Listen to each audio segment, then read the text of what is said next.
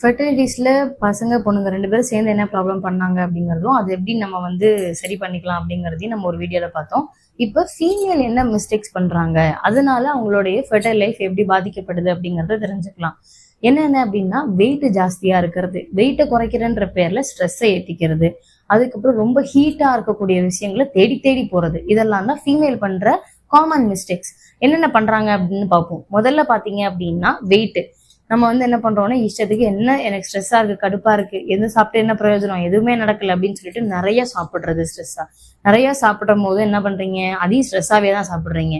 இவ்வளவு சாப்பிட்டோமே wait ஏறிடுமா, wait ஏறிச்சுன்னா மறுபடியும் பிரச்சனை அதிகமாகுமே அப்படின்னு அதையும் யோசிக்கிறது. இதையும் பண்ண வேண்டியது, அதையும் யோசிக்க வேண்டியது.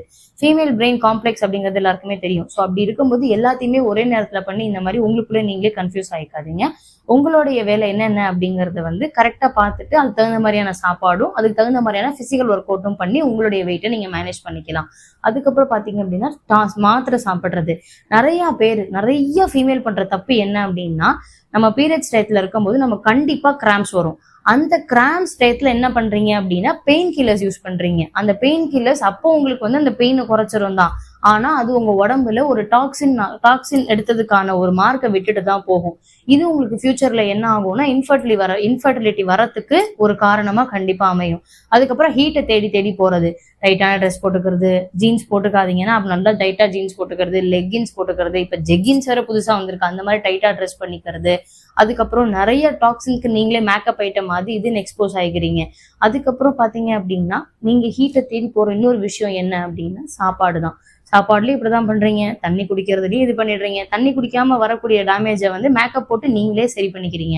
இப்ப தண்ணி குடிச்சு அந்த டேமேஜை போக்குங்க, உங்களுக்கு கண்டிப்பா வந்து இன்ஃபர்டிலிட்டி வராம நீங்க உங்களை பாத்துக்கலாம். ஃபெர்டைலா இருக்கிறவங்க ஃபெர்டிலிட்டியவே மெயின்டைன் பண்றதுக்கு ட்ரை பண்ணுங்க. குழந்தை பெற்றுக்கிற வரைக்கும் தான் நமக்கு பீரியட்ஸ் அப்படிங்கிறது கிடையாது. அந்த பீரியட்ஸ் வர வரைக்கும் தான் உங்க பாடி பிசிக்கலா நல்லா இருக்கும். ஒன்ஸ் பீரியட் ஸ்டாப் ஆனதுக்கு அப்புறம் மெனோபாஸ்க்கு அப்புறம் கண்டிப்பா உங்க பிசிக்கல் பாடி வீக் ஆயிடும். ஸோ இருக்கிற வரைக்கும் உங்களுடைய உடம்ப நீங்க பத்திரமா பாத்துக்கோங்க. Okay viewers, by.